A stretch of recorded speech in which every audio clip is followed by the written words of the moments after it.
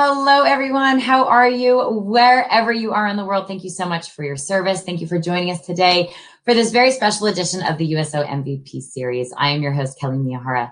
You guys, today's special guest once dreamed actually of becoming a professional baseball player, but lucky for us, he did not. Instead became an attorney, then a politician, and has since had his hobby of writing become his full-time career. How cool is that? Mr. John Grisham is now one of the most successful authors in this country. He is best known for his legal thrillers, you guys, and there's 300 million John Grisham books in print worldwide, which have also been translated to over 40 languages. Can you imagine that? 9 of those novels have turned into loved films, which I know many of us have watched. It is my distinct pleasure to welcome to the show, Mr. John Grisham. John, how's it going? Thanks so much for being here with us today. Hello, hello. We see you. Hey, Kelly, how you doing? Great, thank you. Thanks for joining us today. We love your background. It's very fitting. It's perfect. Where are you coming to us from today? I have an office in downtown Charlottesville, Virginia. We live a few miles from here out in the country, and I come to town almost every day around noon. I write at home, but I come here to do Zooms and USO tours and things like that. Well, thank you for taking the time for being with us today. I know folks around the world are really excited to meet you.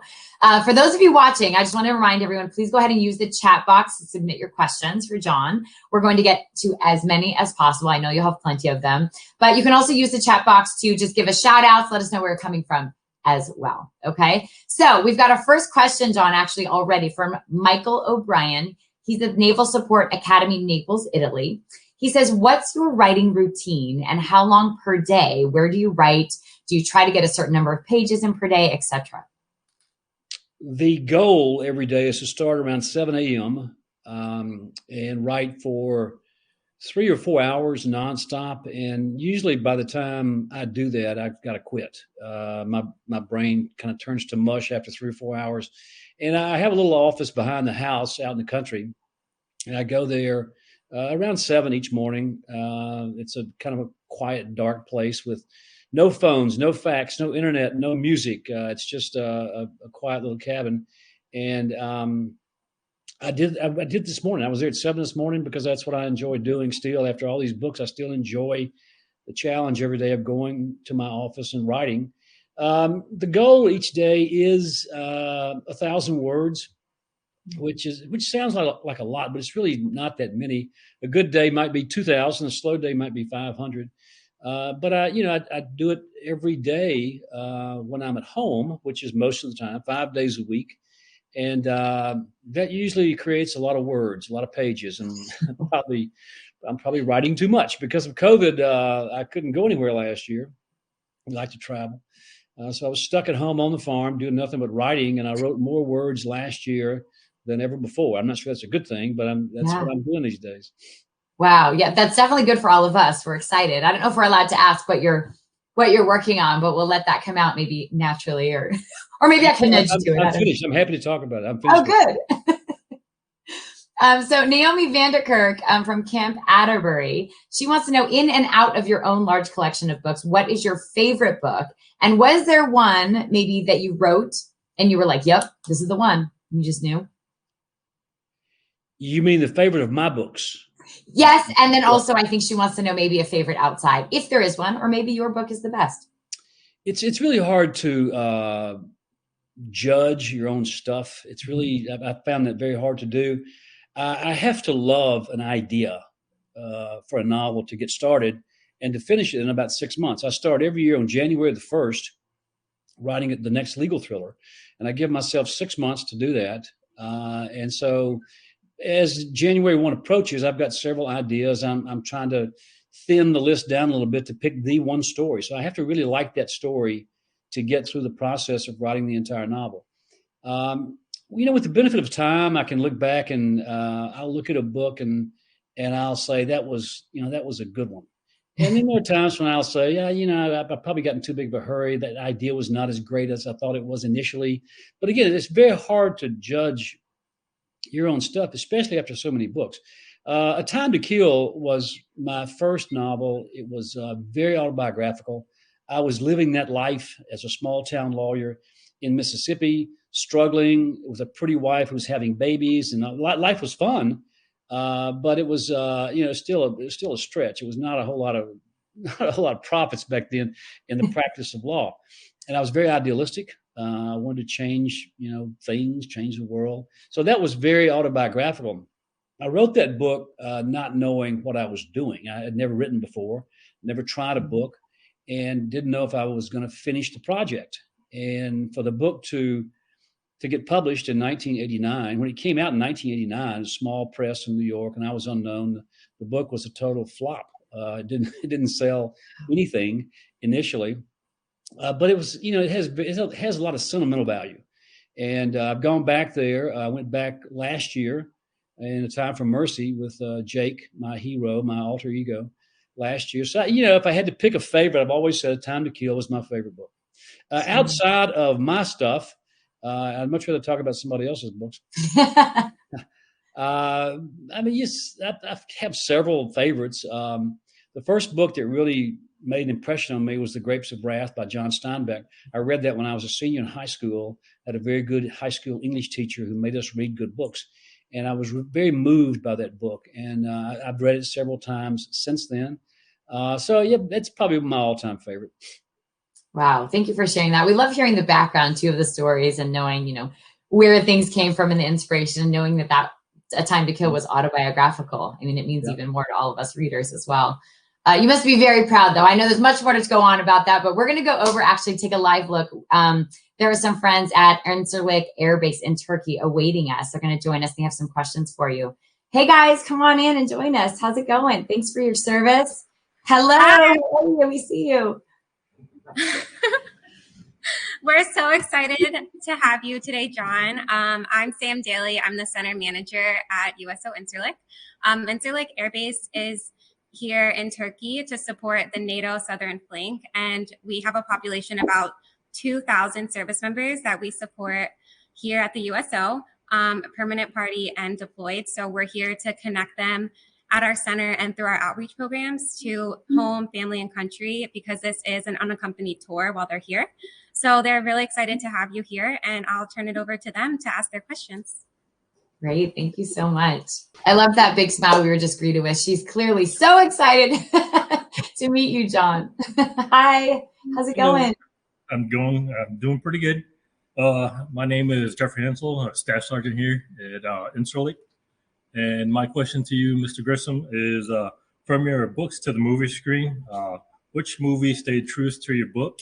And the second part is, what is your favorite book to movie? Great questions. I get that question a lot because the movies have had such a huge impact on my career. There was a period of time from the summer of 93 to the summer of 94 when the movies of The Firm, The Pelican Brief, and The Client, all three came out in the span of 12 months. And they were all big movies with big casts and big box office grosses, domestic and foreign. It was a big time in my life. And all three of those books, because of the movies, were back at the top of the list. By then, A Time to Kill had been rediscovered. It was at the top of the list, and life was really fun and crazy. I mean, I couldn't believe it. In no time, I'd gone from a small town lawyer to somebody who was selling a lot of books. Then we had The Chamber, which was not very good. Then A Time to Kill, The Rainmaker, and Runaway Jury. Francis Ford Coppola did The Rainmaker in 1995, and he filmed it in Memphis, where we were living close by. And he wanted me, he has great respect for writers, and we talked about it a long time, but I don't get involved in the movies. I don't know how to make movies. But he wanted me close by. He wanted me to read the script, to make notes. And I just asked him, as I always do, just, I don't care. You have to make changes in an adaptation. You cannot put everything in a movie because the book lasts for hours, the movie lasts for 2 hours. So a lot of stuff's got to be cut. And so I always ask these directors, just try to be true to the original story. Make all the changes, small stuff you want to make. Coppola was meticulous about sticking to the story. And the movie, I thought, was very well done. It's a young Matt Damon, had Danny DeVito, Claire Danes, John Voight, just an all-star cast. And so I would say The Rainmaker was the most faithful of all adaptations. And I forgot the second part of your question. Outside of Outside of my work, which is the best adaptation? What is your favorite book to movie? The favorite book to movie. Well, I grew up in the Deep South. I became a lawyer, and when you grow up in the South, there's certain books you have to read, sort of at gunpoint by your high school English teacher. You have to read To Kill a Mockingbird in the 9th grade, and I did when I was 14 years old. And that book was just pure magic to me, still is. And then when I saw the movie with Gregory Peck, it was so powerful and moving and well done. That comes to mind as my favorite book to movie. All right. Thank you. Thank you. Thank you. Hello, welcome. How's it going? Going really good. How are you doing? Great. Good. I'm Sergeant Vaughn. I'm from Texas. Been out here for a couple months now. And my question to you is, what was your biggest case as an attorney? My biggest case as an attorney, I didn't have many big ones. I didn't have enough. I wanted more big ones. When I was, 27 years old, I'd been in law school for a year. I was court appointed to represent a man charged with murder, not capital murder, but murder. Capital meaning the death penalty. So death penalty was not involved. And I was a rookie. I was green. I should not have been in a courtroom. But I tried the case anyway, and my client was guilty because he had killed a man. Our defense was self-defense, and it was a grueling, rough 3-day trial. I did everything wrong as a green lawyer. But in my final summation, my final argument to the jury, I found my legs. I found my traction. I found something that the jury believed in, and they found him not guilty. I got paid $1,000 for the case, and it meant the world to me because I knew at that point that I could litigate in a courtroom with anybody. At the age of 27, and that's what I wanted to be for the rest of my life. Not a big time, but a very powerful courtroom advocate. That was my goal, and I was on that track, I think, until I started writing books. After about the time the firm came out, a friend of mine brought me a case. I'd closed my law office. I was saying goodbye to the law, and I had a new career that was far more exciting. And a friend brought me a case involving a relative of his who had been killed working on the railroad. And I took the case as a favor, and it took 4 years to get it to trial. And by the time it went to trial in a small town in Mississippi, all these other big things had happened to me, and it was I got a lot of attention because of that.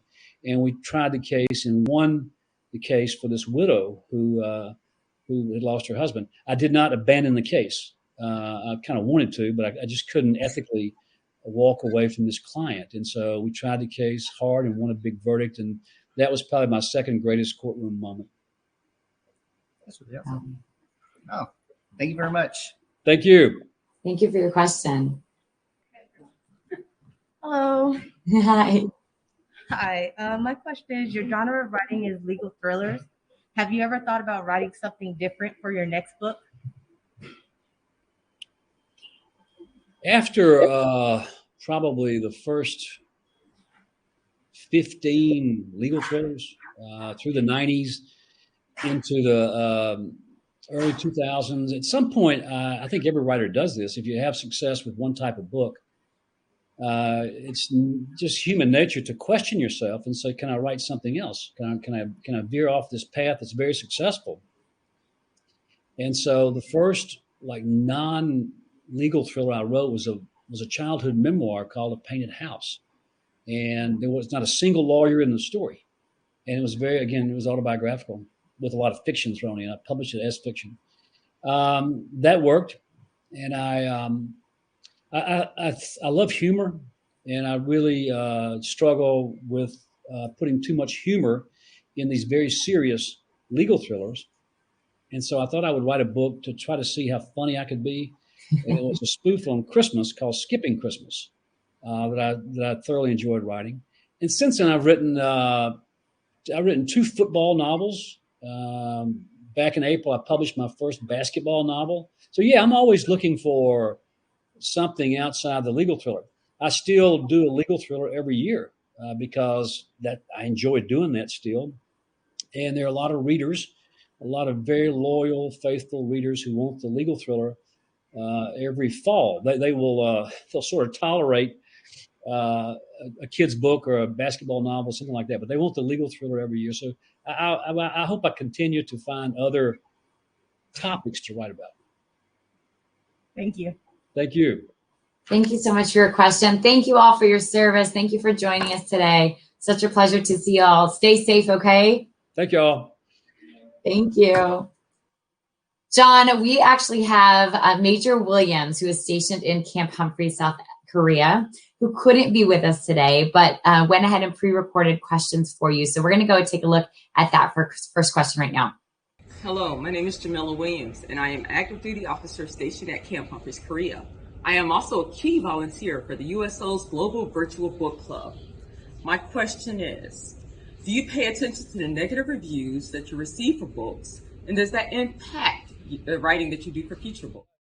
Great question, because yes, they can impact something I write. Generally, I tend to ignore reviews. I learned a long time ago I could read 10 good reviews and feel good, and then read one bad one. I'd want to go shoot somebody. So I could not let that upset me, because that's part of the business. It's part of you're going to get critics who are good and critics who are bad.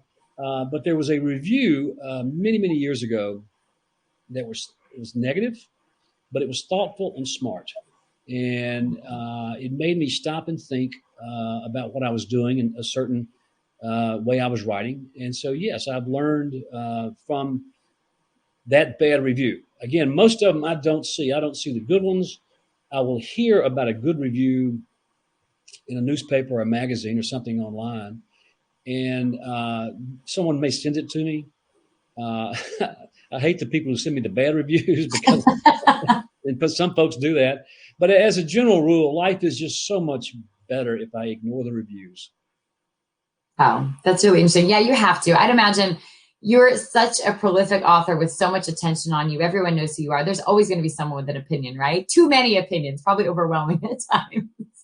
Yeah, and the review can be a good review, and you can sort of, get through it. You're always nervous. And then he or she will take some cheap shot that's totally unnecessary, just to kind of, as a slap in the face, just because they have to say something negative. So, again, I've just learned to try and ignore them. Well, I think your success speaks for itself, John. So I think that the reviews overall are overwhelmingly positive. Chelsea Torrey, she has a question actually for you. She says, first, hello from St. Augustine, Florida. Do you ever plan to do another nonfiction book?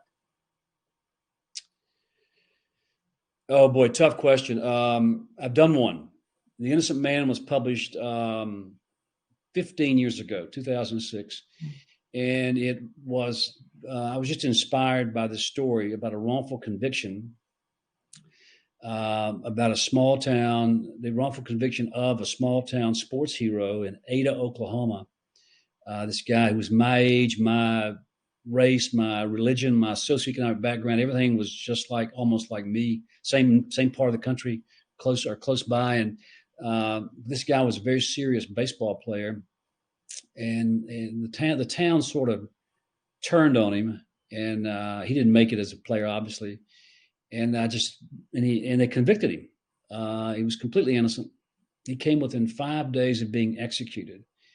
And I saw this story in his obituary. He died in December of 2004.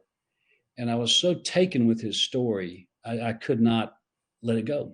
And so I took off to Oklahoma and spent 18 months researching this story. I had no idea what I was doing. I'm not a journalist. And the story just grew and grew and grew and became more and more complicated and compelling and all that. And point is, it took me 18 months to write The Innocent Man. And I can write 3 novels in 18 months and not worry about anything because it's all fiction. I don't know if I have the patience or willpower or time to do another story that has to be so carefully researched. Because with fiction, I have the luxury of just making stuff up. And if I write about a real, in a novel, if I write about a real place or person or thing, I have to be accurate. I try to be accurate, but I make mistakes all the time. So, a long-winded answer to your question, I don't plan to write any more nonfiction as of today. That could change tomorrow. Yeah, who knows, right?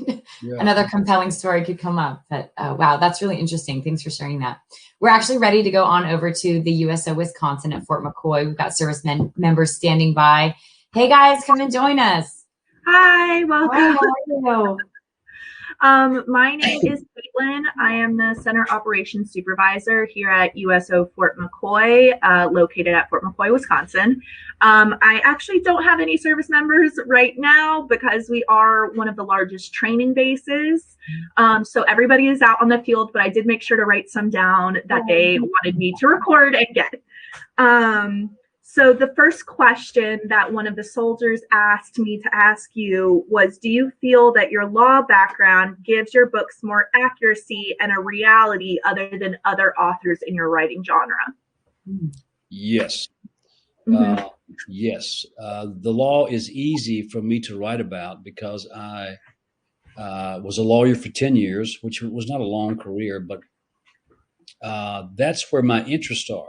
I read constantly about cases, trials, lawsuits, law firms, courts, opinions, trends in litigation, law firms that blow up, lawyers who steal the money and run. I mean, that's I live in that world. I live in the world of the legal world or the illegal world, and when you're there, there's a lot of material.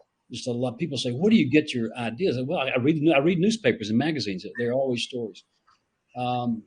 There's no doubt there's little doubt in my mind that I would have become a writer had I not been a lawyer. This was not a childhood dream. This was not something I studied in college. It came later in life when I was 30 years old. I was a very busy lawyer. And I got the inspiration for what I thought was just really, really dramatic, racially charged murder trial in a small southern town. And that's how I started writing. I am constantly frustrated when I read a book about a legal thriller. And I can tell you within 10 pages almost if the writer is a lawyer, because it just shows. You can tell that they don't know really what they're talking about. And but being a lawyer, it just comes natural. The law intimidates a lot of people and a lot of writers. I have the benefit of that knowledge and that experience that it's very valuable to me as a writer, also as a reader. I figured it would have a good influence on you and your ability to write, especially, spending all that time in law school learning how to write. It's always helpful. And then another question actually came from one of our gate guards, getting on post. He said, you grew up in Arkansas and went to school in Mississippi. Do you feel like your Southern influences play a major role in your career? Yes and no. My favorite books to write are the books set in Ford County, Mississippi. A Time to Kill, The Chamber, The Last Juror, a collection of short stories, and Sycamore Row, and now Time for Mercy. And when I'm back in that fictional county that I created, and that's where I'm from, it's about people, culture, society, religion, politics, food, music. You are where you come from, and those books really, those are my favorite books because that's what I love to write about. Some of my books could be set anywhere in the world. I wrote a book called The Broker probably 20 years ago that is set in Italy and Bologna, Italy. And I just kind of threw a dart at the map and said, that's where I want to write about because I've never been there. So I get to go research it. A lot of my books are set in Washington with, the political intrigue, the politics and all that. A number of books have been set in Florida. I just finished a book called The Judge's List. It comes out in October. It's set in Florida. So yes and no. The books I really like are the ones that have that really rich, layered, textured element of the Deep South. But then it's fun to get away from that and write a book set somewhere else. Awesome. And then the last question that I have from one of our training soldiers is, what is your ideal workspace to help your creative juices flow and help you meet your deadlines? I've worked in one place for the last 25 years, and it's a small building. I won't call it a cabin. It's an outbuilding behind our house is 200 years old, and there are some outbuildings that my wife has restored over the years. And I have this one place where I go. I was there at 7 this morning. That's my routine. As I said earlier, it's dark and quiet. There's no interruptions. When the kids were at home, I have 2 children that are grown now. My wife always kept them away from the office when I was in the mornings when I was writing. I never write in the afternoons. And I go there early in the morning, with a strong cup of coffee, same type of coffee, same cup, same everything, same, I can't say same desktop because I change now all the time. But that's my routine. And for 3 or 4 hours every morning, I'm in a different world. And I love the hours between 7 and 9 when there's nobody else anywhere around, no noise, nothing on the farm. And those are very productive hours. And it's something I was there this morning. It's just something I do every day because I have nothing else to do between 7 and 11 every morning. I'm not going to start a new career. I'm not going to do something else. So that's where I write. That's how I write, and that's why I write. And I can't see stopping anytime, in the near future for any reason. Retirement is not a question, not an issue I think about. Good. I'll make sure to pass on those messages. Thank you. Thanks so much for spending time with us, Caitlin. We appreciate it. Thanks a lot. Thanks for having us. Thank you. Well, that's good news for us, John, that you're not retiring anytime soon. We love that. It sounds so peaceful. I picture this, small little office, so quaint and so beautiful. I love that you have this safe space to go every morning. I think I need one of those, but I'm not an author. I just need like a mom space like that. It sounds perfect. Well, Kelly, I tell people, I get a lot of aspiring writers and students who, want to know the mechanics of the routine, how you go about doing it. And I don't give advice because most people don't listen to it, but I tell aspiring writers, until you reach a point to where you are producing at least 1 page a day, nothing is going to happen. You got to find the time of the day. You got to find the spot that you can go to almost every day for 15 minutes or for 45 minutes or an hour during lunch, late at night, early in the morning. So anybody can find an hour if you really want to. Scott Turow is a buddy of mine. Scott wrote his first novel, Presumed Innocent. It came out in 1987 and just electrified the genre of legal fiction. It was legal thrillers. It was a great book. And I've got to know Scott pretty well. Scott wrote that book every morning on the commuting train from, he lives north of Chicago in one of the suburbs.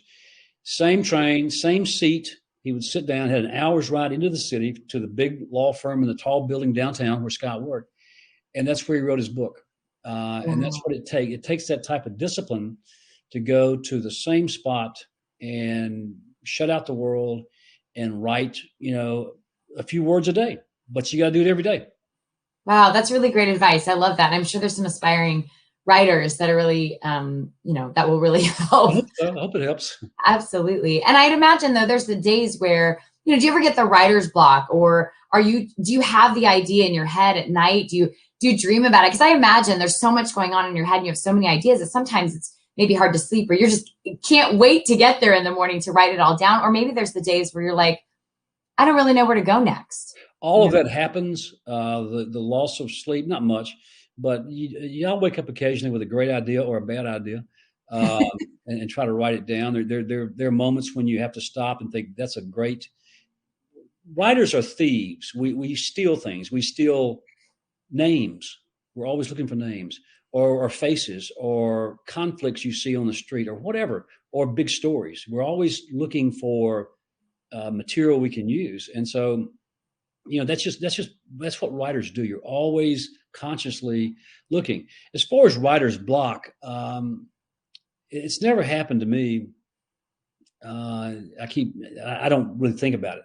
By the time I start writing a story on January the 1st, I have spent a lot of time outlining and planning.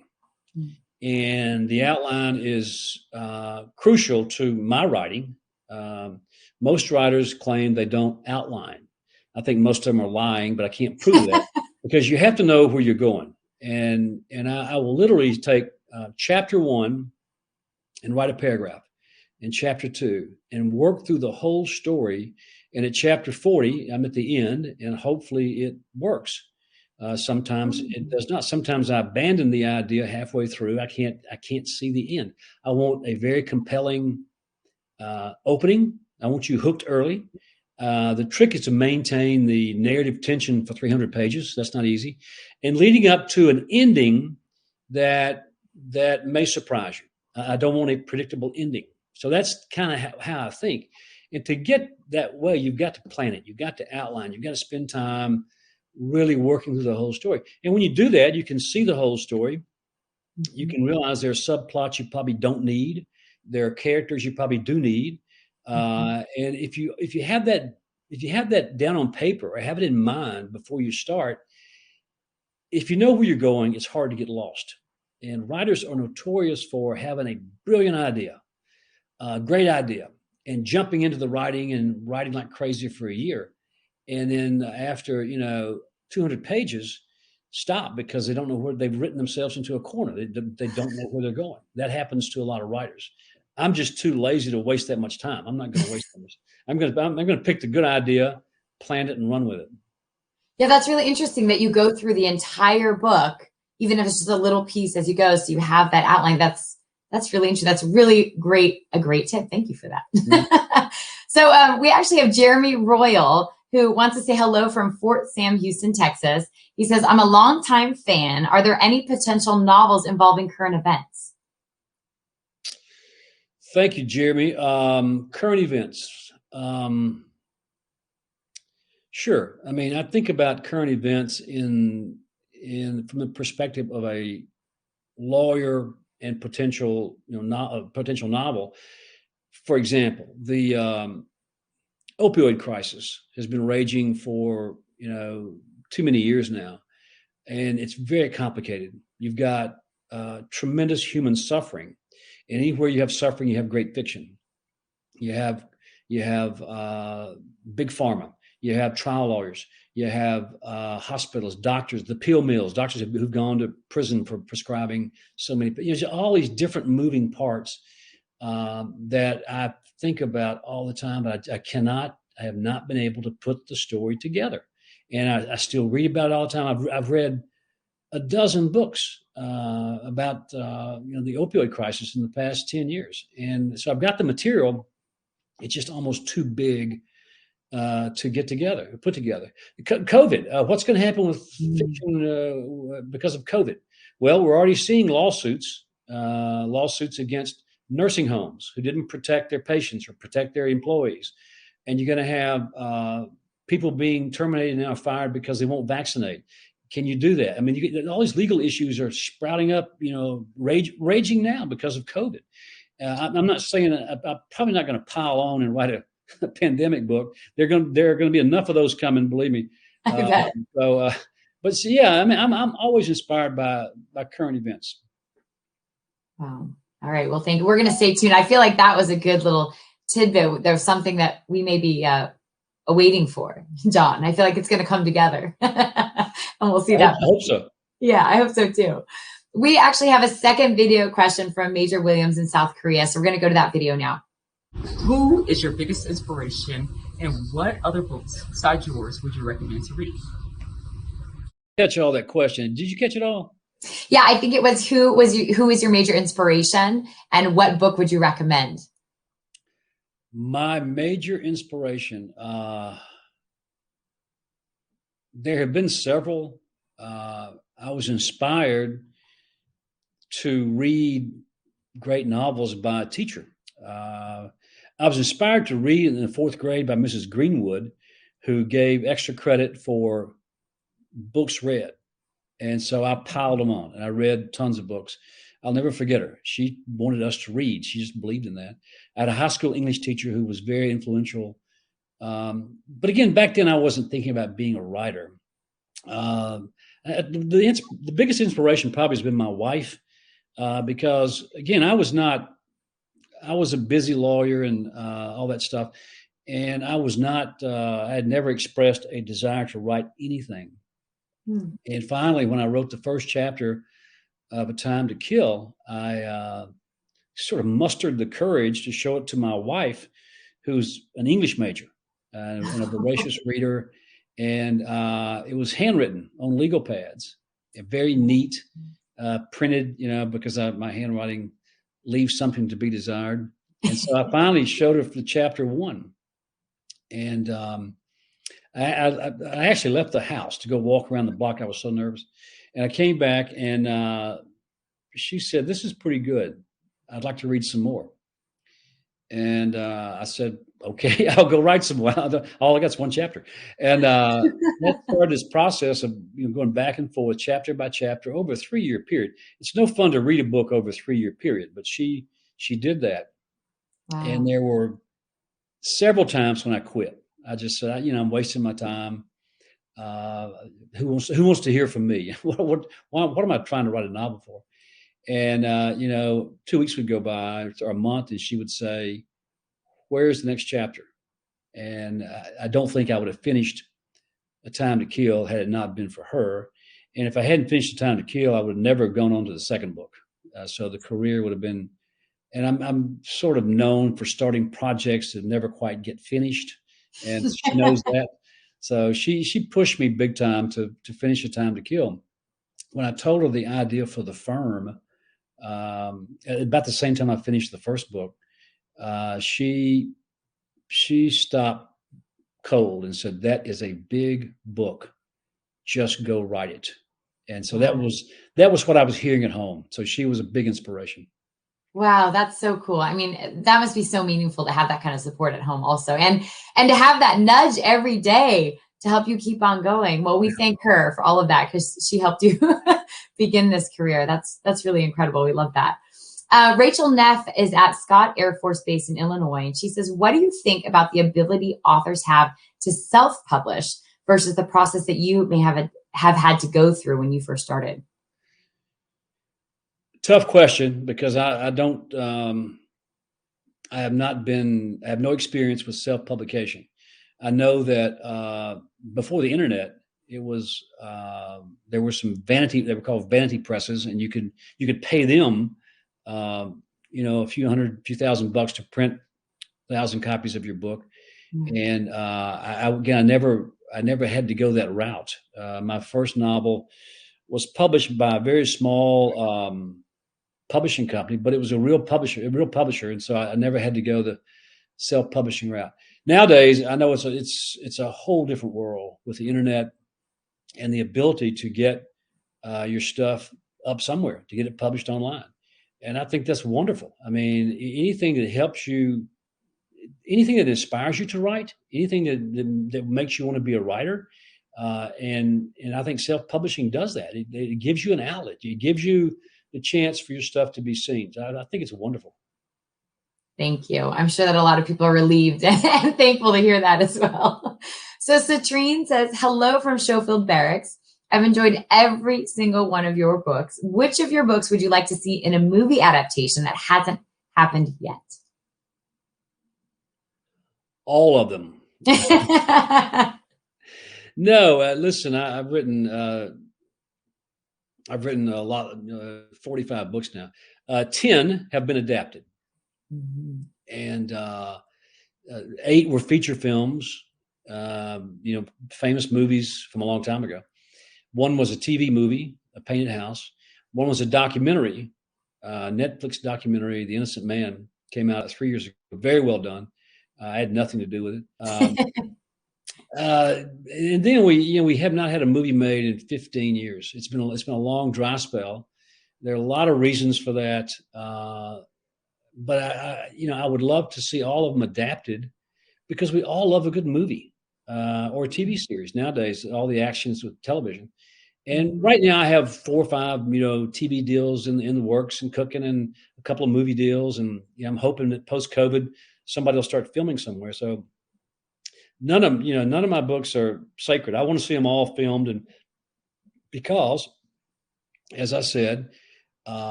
we all enjoy a good film, but they also, a good movie is great exposure for the book, and a good movie sells a lot of books. And so selfishly, I'd love to see all of my books adapted.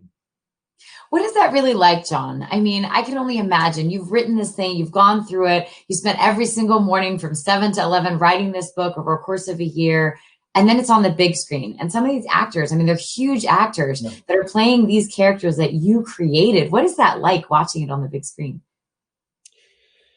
Well, back then, the Firm was the first big book and first big movie. And we'd been so ambushed by everything in a good way. We were just sort of dumbstruck with what was happening to us. And it was... what was it like? It was terribly exciting. It was just really hard to believe that we were lucky enough to have these books adapted with big studios, big directors, big casts, and they were popular movies. And it was it all seemed so easy back in the mid 1990s. The making the movies was easy, and then suddenly it wasn't. Suddenly they just stopped. And so again, a lot of that has to do with Hollywood and the studio system changed, and all.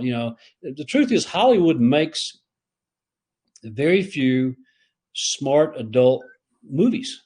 Nowadays, it's all cartoons and Spider-Man 10, stuff like that make a lot of money, and that's where the big payoffs are. So that's where the big money goes. And there's not a lot of interest in making a smaller film based on a good novel, mine or somebody else's. Wow, man. I when I think small film, I don't think your stories and your books. I mean, all of your books that have turned into movies were huge and so compelling and so amazing. And whether you read the book first or afterwards, right. What I liked about those films, I think, is that, and I think many of you guys maybe who are watching can agree, is that they both were so compelling and so strong. Yet when you read the book, like you mentioned earlier, there's so many more details that weren't included in the movies. It was like a nice surprise. But I know sometimes when you watch a movie, you're disappointed when those get left out. But like you said, the movie would last, 15 hours if you included every detail, right? It's not easy to take a 500-page novel and condense it or adapt it to a 2-hour movie. It's really not easy. It's you say, well, the story's there. It should be easy to do. Yeah, but you gotta decide which characters do you cut, which subplots do you not need. It's a process, and I've tried screenwriting a couple of times without success. It's a different set of muscles, and good screenwriters can take a big thick novel and make it work. And I just don't have the patience for it, and I probably don't have the skill for it. But I don't want to do it anymore. But it's not easy to do. Yeah, I can only imagine. So Cassandra Williams, she's tuning in from Ramstein Air Base in Germany. She says, have you ever gone back through your novels and considered an alternate ending, or considered creating a sequel or prequel to that novel? I've never thought about going back and changing an ending. I think I should have. I wrote a book called The Partner many years ago. It had a quirky ending that I didn't think was going to work. So I wrote the book with that ending, and I showed it to my wife, and she liked it. I showed it to my editor and my agent in New York, and they liked the unusual ending. So we published it. And some of the dirtiest letters I've received in 30 years have come from readers who are so ticked off because of that ending. And I still get them. I still get letters from people who read The Partner, in New Zealand, and they're really furious over the ending. And so that's the only one I've had second thoughts about. The sequel thing is, is always tempting because the character is well known.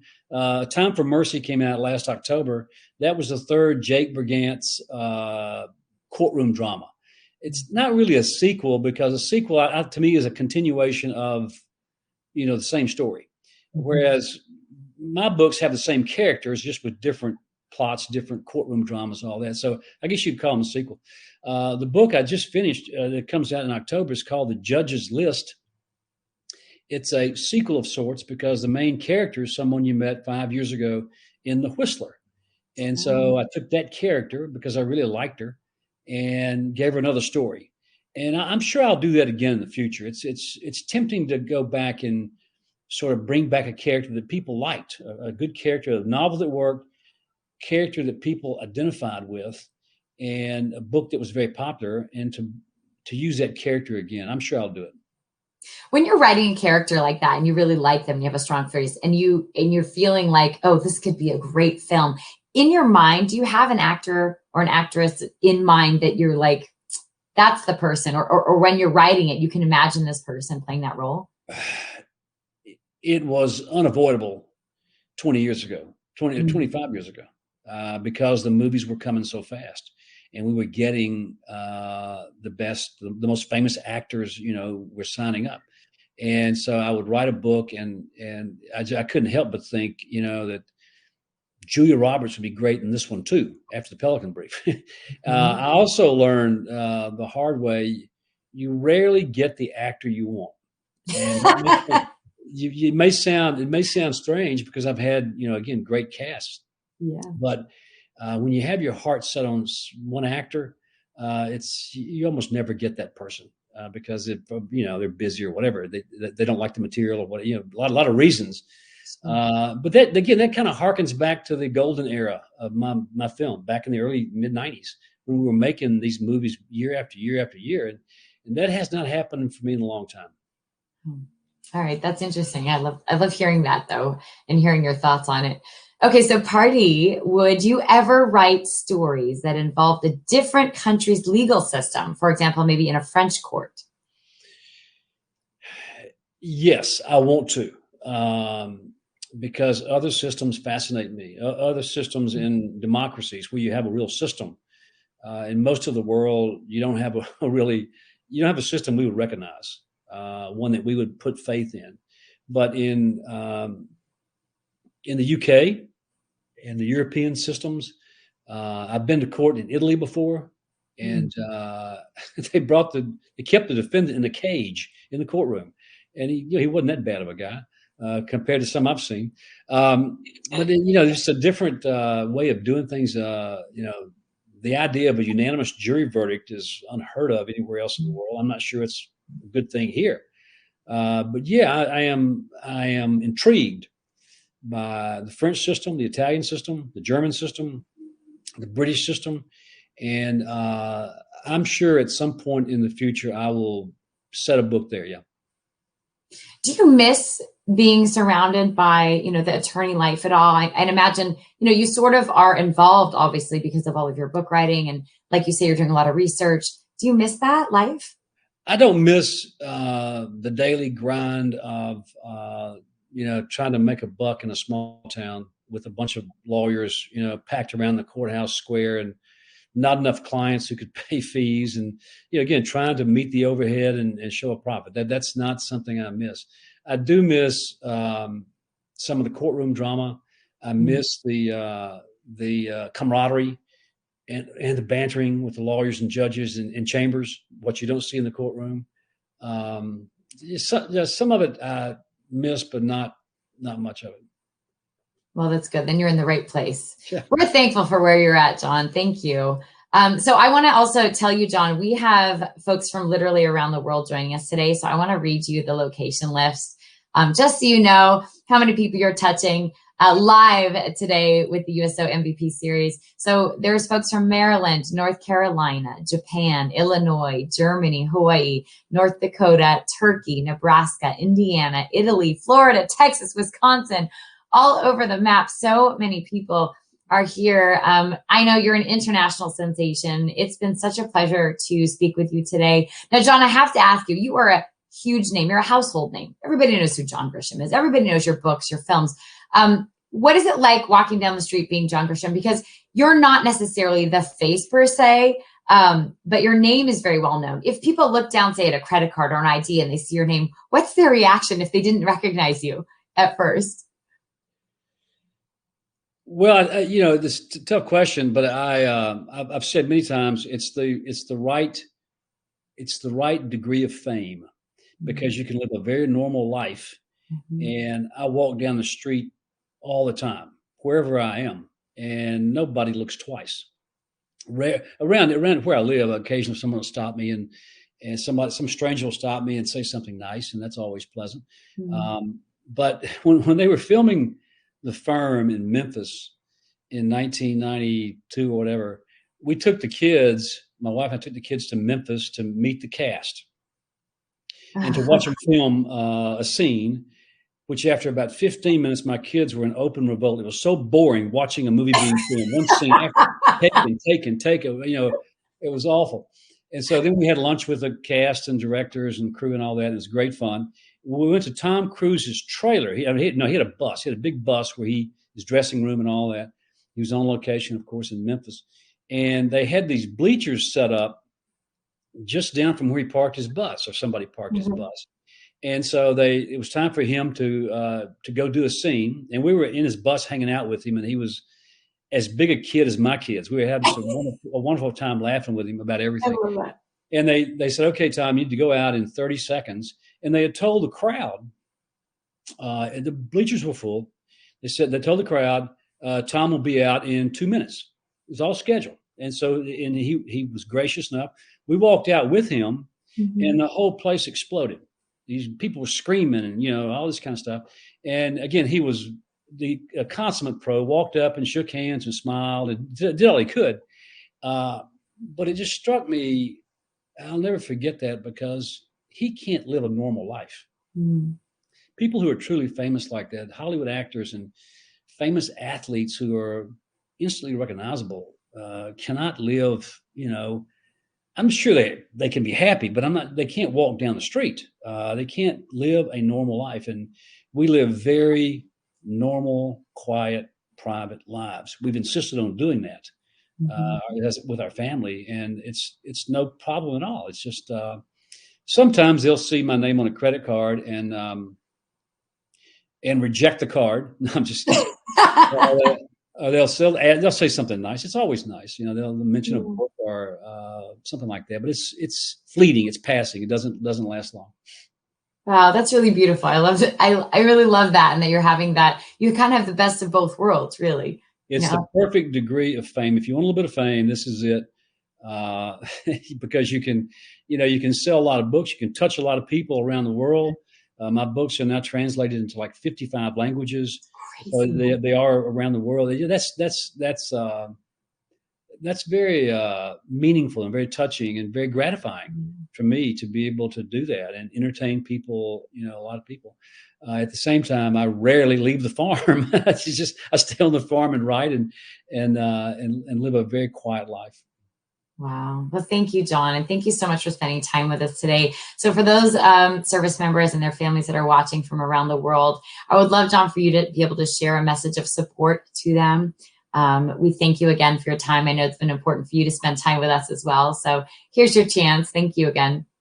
Well, listen, all those places you named, all the bases around the world, all of our great service people, thanks to you, the service members, the service personnel, all the folks involved with the defense of democracy and the pursuit of freedom. Thank you for what you do.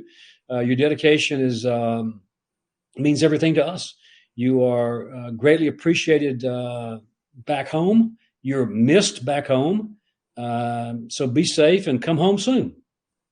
Thank you so much, John. And it's such a pleasure. It was so wonderful sitting down with you. You're so refreshing. It's been really incredible talking to the man behind all of the magic. So thank you so much for all that you do. You inspire us every day with your work and also for taking the time to do things like this. I know you do a lot of charity work as well. I wish we could sit here and talk all day long. I know you only have an hour of your time. Thank you so much for spending it with us today. It's been a true pleasure. We Thank you, appreciate Kelly. it. Thank you so much. My pleasure. You guys take care and be safe.